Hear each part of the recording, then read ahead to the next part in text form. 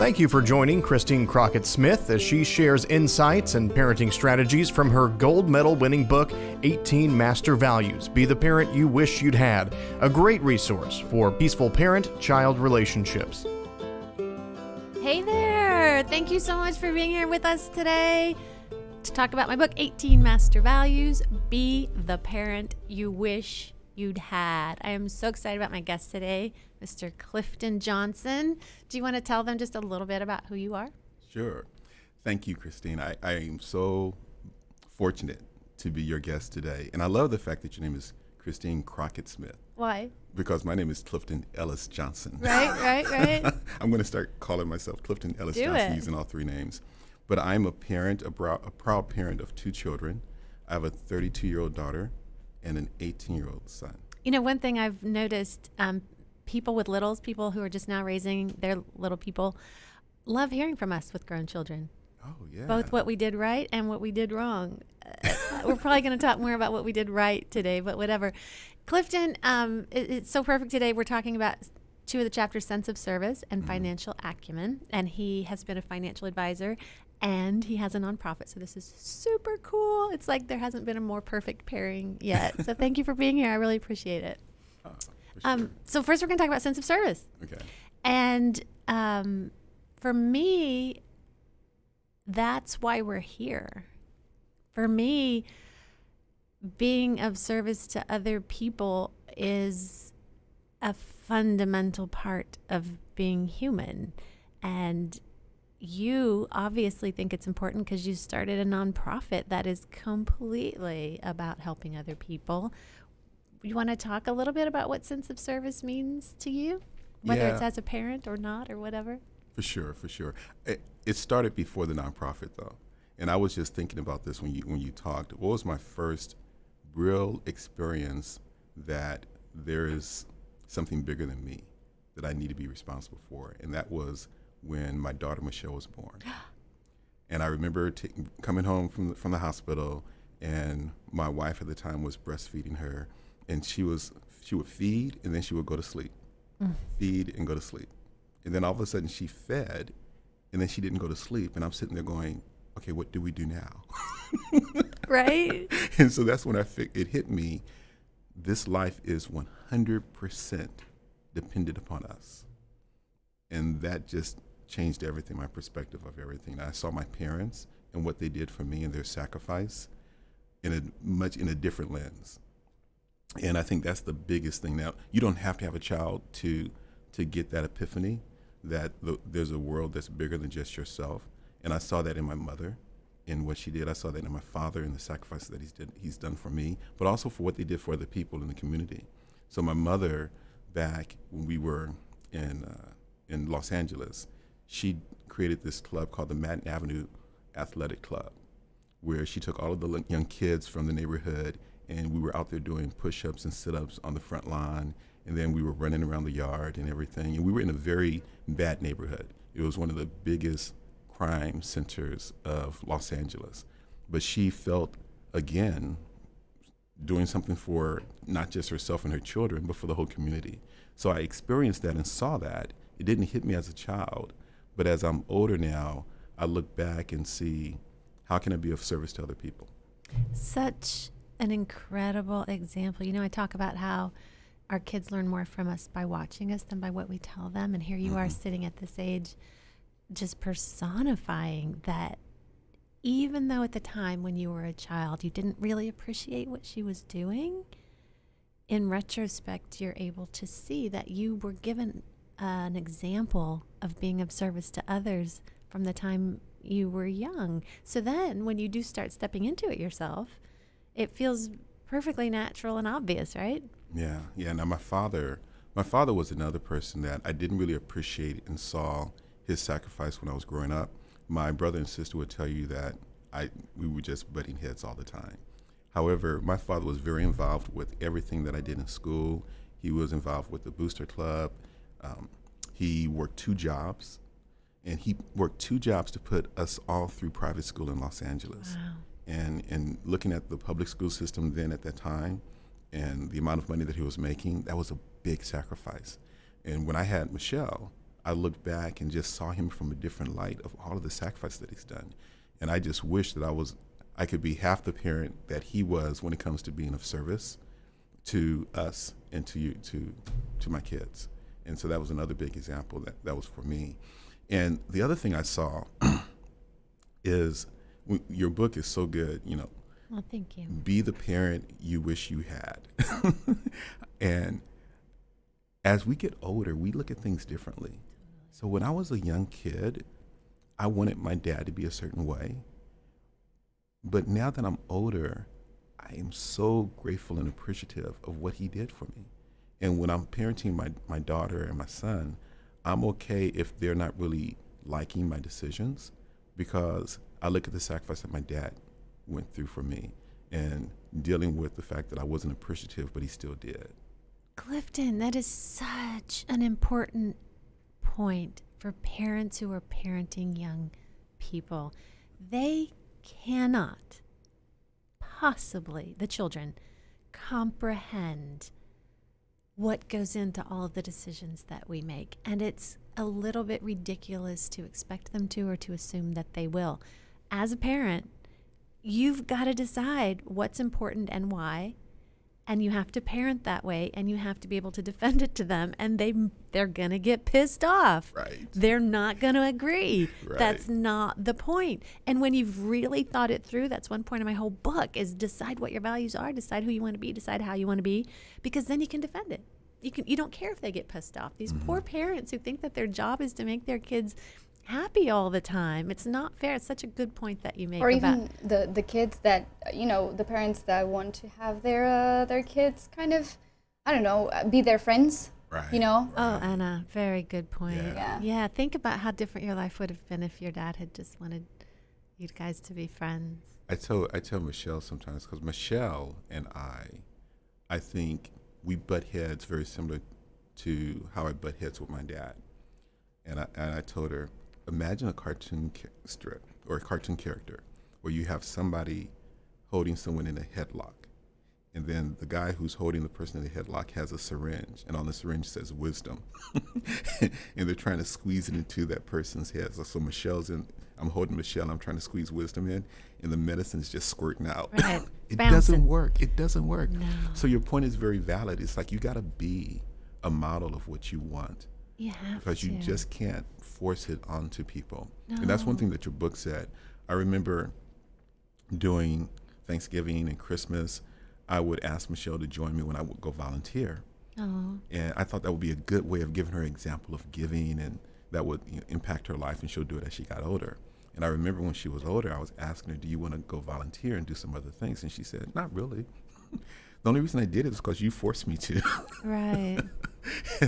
So when you said that in your book, it just resonated with me to where you can't really force these things onto your children. You can just be an example, and they're going to pick up what they need to pick up. We have no idea where it's going to land. It's like we're planting seeds, and they get to pick which ones they're going to water and put in the sunlight when they grow up. And we have no idea. But we can still consciously plant the seeds. Exactly. Maybe with that syringe, we hope that a few drops are getting in, you know. You never know. It's impossible to know, but that doesn't mean you don't try. And then the other thing I think of along those lines is you never want to take a snapshot of your children or of anyone and say that's who they are and project that in the future. We're all a work in progress. And I wouldn't want that to be done to me. No. And so that's another thing that I would tell parents when it comes to parenting. And the times that I had the most difficult times with my children is when I looked at a behavior and I took that behavior and I projected it into the future, like they will always be this way. Oh, that's so important. And wouldn't that help you, if you know that as a young parent, wouldn't that help you relax a little bit knowing that? I was envious when I saw. It's just a moment. I was so envious when I saw other parents be so calm. I'm like, how can you be so calm? I thought they had the secret sauce or something. Yeah, you were just seeing them in a calm moment. I'm pretty sure about that. or I really valued when I saw people who had older children and they seemed sane. It's like, oh, so you made it through. You know, that's what I was saying earlier, that people are so happy to hear from us. Like we have grown children and we survived. And you're and okay. They survived. Like you are going to get through this. Definitely. Like not getting through it isn't an option. Yeah. And the epiphany is the things that gripped me so much when I was raising Michelle is not that significant. And I would think, so if I was calm, it would have worked out anyway. So maybe I just need to relax and enjoy the ride. And that was another epiphany I had. Huge gift for any parent who's right in the midst of it right now. And I see Michelle today. She's an artist, and she is all about putting in the world her art and having it impact people, and then helping people who are artists feel welcome in her community. So in her own way, she is doing something of service. She is being of service to the world with the expression of her art. She plays the flute, she writes poetry, and she paints, and she's a model.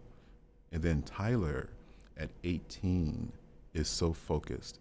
He is going to Ohio State right now and is getting a degree in architecture. But he is all about taking ideas and concepts and just creating it. When he was a kid, he used to make WWE wrestling belts. Oh my gosh. And just create stuff. And I remember one time we were doing a project. We went to Michael's and bought all of this equipment, and I was coming back to go build a house or something, and I was measuring, trying to cut things. And then when I said, okay, I'm ready, I turned around and he had already built it. Oh my gosh. So he is just so creative. You just reminded me of all those friggin' late night trips to Michael's when the kids are like, I have this thing due tomorrow. Right, and you knew it for how many weeks, right? I hadn't thought about that in a long time. And you know, I wouldn't trade not a single one of them. Yeah. To be there and be supportive of them that way was such a gift. I love that your daughter, you know, I personally believe that when artists share their gifts, or any creative shares their gifts, that is service right there. You know, sense of service aligns so closely with my concept of the power of one, which is using your time, talent, money, gifts, and energy to make the world a better place. Yeah. And I do feel like an artist simply figuring out how to share their art, like, you don't need to do more than that. I mean, that is service right there. And the fact that she's also helping other artists, that's so beautiful. And one of her favorite authors is Alex Gray. And in one of the books that he wrote, he says that there's art in everything. So whether it's the traditional fine artist, or whether it's a business person or someone who writes, there's art in everything, in all of the political sciences. And so if you're able to see that, if you're able to see the world through the lens of an artist, then I think that's just a much more beautiful place where you can see the creativity that is expressed. Right? Life is art, and your life is your canvas. Yeah, I love that. And you get to paint it. So your future is a blank canvas. It is. So how do you want to paint your life? You're not asking me that question. This is just a rhetorical. Yeah. And let's say if as an artist is painting something, if they don't get it right, they just change it up. Yep. You know, nothing's permanent. Right. And so I love that. Oh, dude, such an important point for parents to not get too hung up on, oh my God, I made the mistake. Oh my God, I yelled at him. Oh, I shouldn't have done it that way. Let it go and just decide to do differently next time, because all we can control is this point forward. That's all we can control. We can't do a single thing about what happened in the past. Christine, you're helping me right now. Oh, yay. Yeah. I sent Michelle and Tyler a text recently, and I said something to the effect of, hey, I hope that most of your memories of me are fond and memorable. And they're so strong, they outweigh any of the negative ones. And then I sent a picture of all three of us doing something silly. Yeah, you know, Eckhart Tolle talks about the power of presence all the time. And it's one of those teachings that's interesting. The first time I heard about it, I didn't get it. I think the 125th time, I still didn't get it. I had to kind of immerse myself in it. And then there's also teachings about how even what we believe about our past can be changed. We can rewrite our past by thinking about how we think the story happened and thinking about it in another way And that's a really great way of healing things that you wish you had done differently. I could go on and on and on with so many examples of that, but yeah, all we can do is this point forward, right? You know, I like what you say, because I was telling you, when I looked at my father and my mother and some of the things I saw my father do as a child, I didn't appreciate. I was looking at that through the lens of a child. Right. But then when I had my daughter, I now look back at those same things through my memory and saw them differently. And so that possibility is available for anyone, whether it's something that is very abusive or any event that's happened in the past. And the ability to do that frees you up. Dude. It allows you to blank out your canvas of the future, Right. and not let it be splattered with things of the past. It's so sad to watch someone holding themselves back from being what they could be and how they could be projecting and controlling their energy from this point forward because of anything that happened back there. Like, let it go and move forward. Yeah, and rewriting it. I mentioned in another show that I had been saying that I was neglected as a child, not in a negative way. My parents were busy, you know, and so we kind of raised ourselves. They were doing the best they could, though. But I recently learned to shift that perception of seeing that neglect as a negative to seeing it as a positive because of all the things I had to learn on my own and got to learn on my own because we were making our own way, you know? Yeah. Yeah. It's beautiful for anybody out there who has regrets or that they're letting bog them down. There's just no point in that. There's just no point in that. And then, you know, I have a saying, worrying is just borrowing trouble from the future. That's a good one. It's like that doesn't serve either. Worrying about anything or anybody, that doesn't serve either.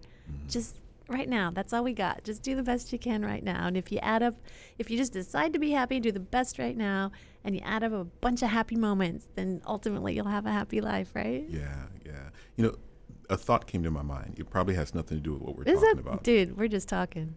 There's a book that my daughter gave me, and we were having a difficult time communicating. And so she gave me this book, and she said, "Dad, I want you to read this book, and I don't want you to talk to me until you're done." Oh, oh my God, I'm stealing that. There are so many people that I give them books because it's important. Right. Oh, that's good. And the book was entitled "The Lost Art of Listening." Oh. Now, I don't remember the author. That's However, the purpose of that book, and when I read it, it was so meaningful to me because it truly is a lost art. Oh. And when you look at what we're talking about, you know, the sense of service, one of the things that we can easily give other people is the experience of being heard. Especially our children, Yes. right? And Michelle is such a strong person. She was feeling that I wasn't giving her that experience of being heard. Obviously, she gave you the book. I love that. I do too. I love that she was so thoughtful and cared enough of our relationship to say, "Hey, Dad, I want our relationship to be better, and I'm not getting the experience of being heard." Oh, beautiful. So, since you're a brainiac, you're a left brain person. Go ahead and read this book, and then let's talk. Oh, so brilliant too. Like her telling you wouldn't have had the same impact. Right. Making you read it was really important. And then I love that she put that point on the end of, and don't talk, I'm not going to talk to you till I'm it's gonna like, cut you I off, mean cut this. you- This isn't just a suggestion. I love that. This is so awesome that we've been talking about sense of service so long because you have been a financial planner, and I thought that we'd be talking totally about financial acumen, fiscal responsibility, and we haven't. But do you mind shifting to that? For sure. Cool, for because sure. I think it's really, really, really, really important, and I think that at any point in your life you can decide to begin to know more about it. But man, if we could start when they're little bitty and actually launch them with those skills, and I'll tell you right now, we can't guarantee they'll apply them, but we can still feel really good about having served them. So talk a little bit, if you don't mind, because I know that part of your service is helping people be more financially astute. Yeah, and I want to go a little bit deeper with just that phrase of being financially astute. Please do.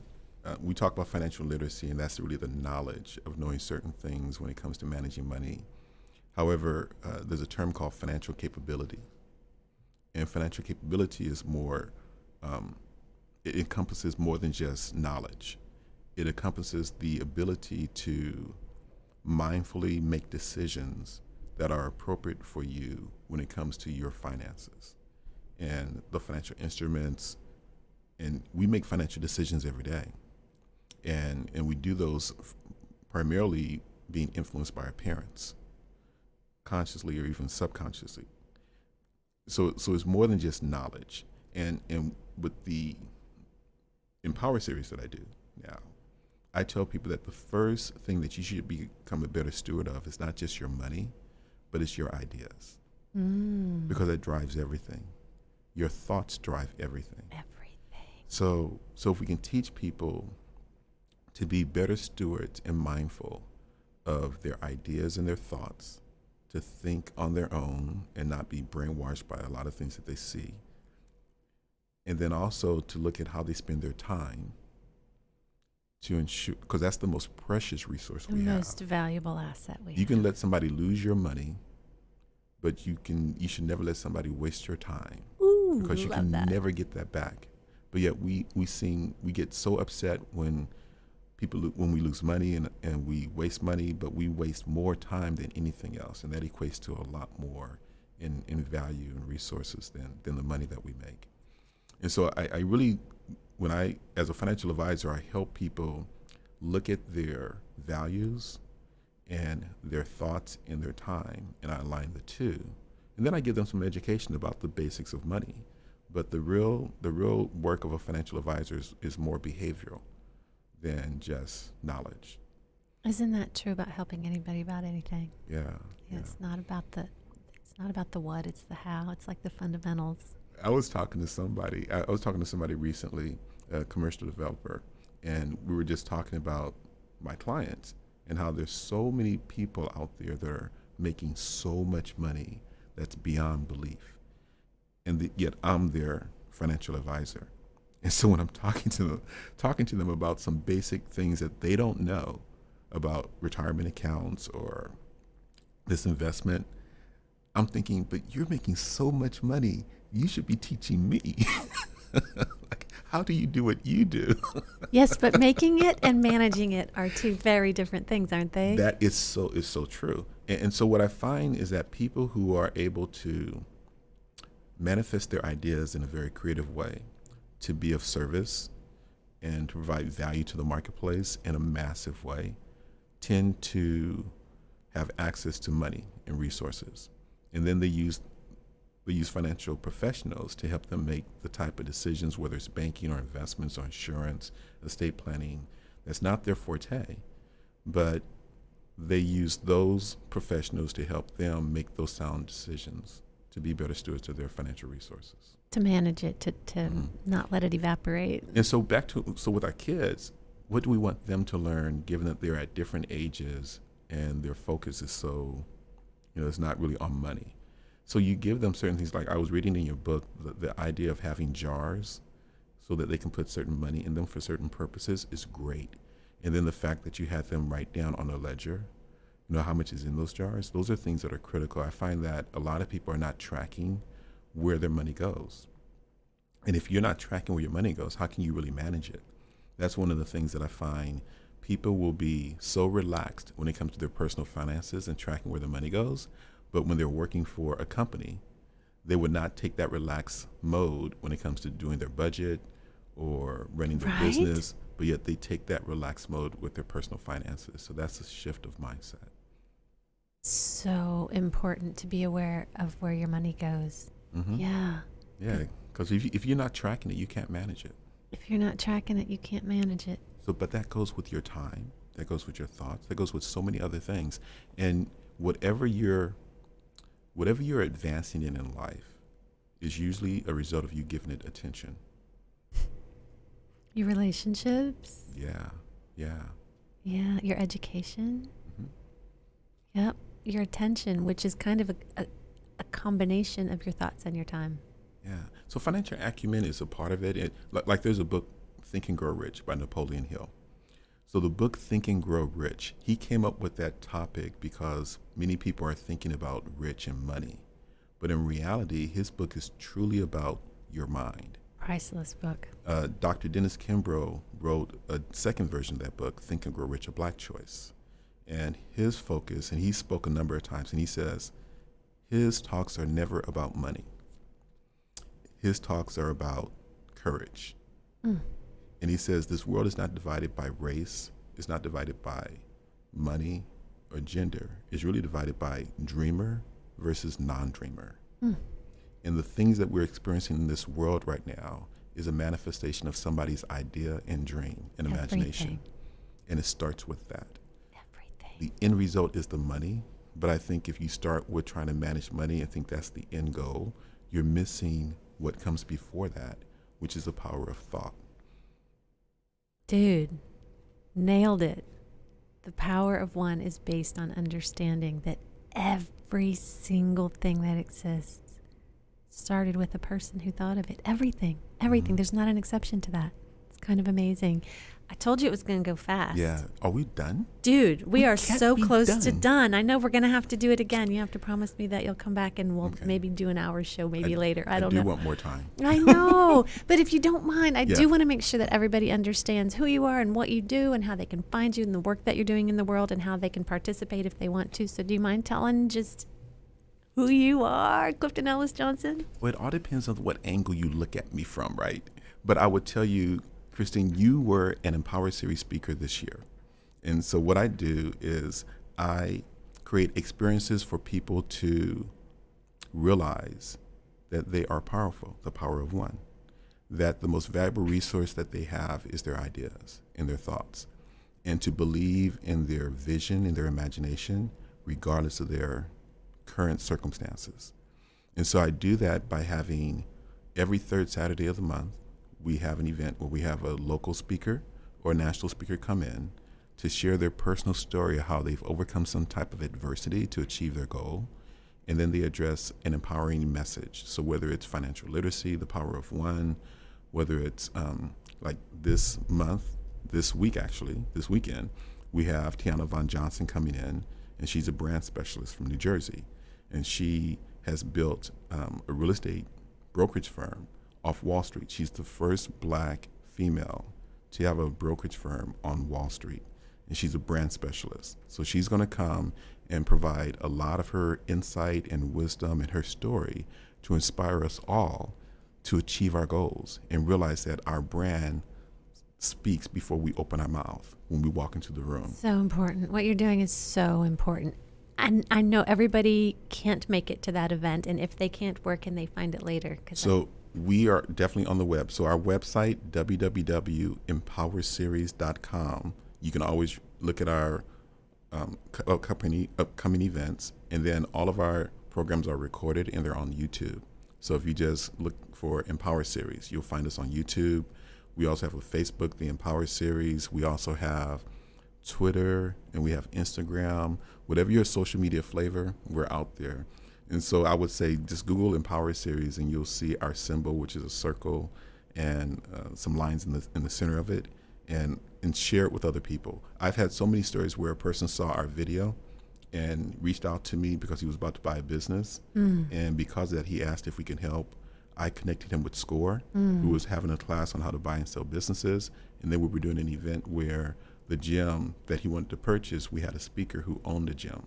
So I connected them. So resources are available all around you to manifest your idea and take the next step. I'm so happy to end on that because collaboration, you know, my personal belief that we can have a scarcity or an abundance mindset. And when you have an abundance mindset and you understand that there's enough out there for all of us, then we can just all build each other up and collaborate and be there for each other. So it's like reach out, and find out, just ask the question. And sometimes if we don't know what the answer is, we'll know someone who does. And we just all have to be there for each other. Clifton, thank you so much. I hate to cut you off. I hate to end this.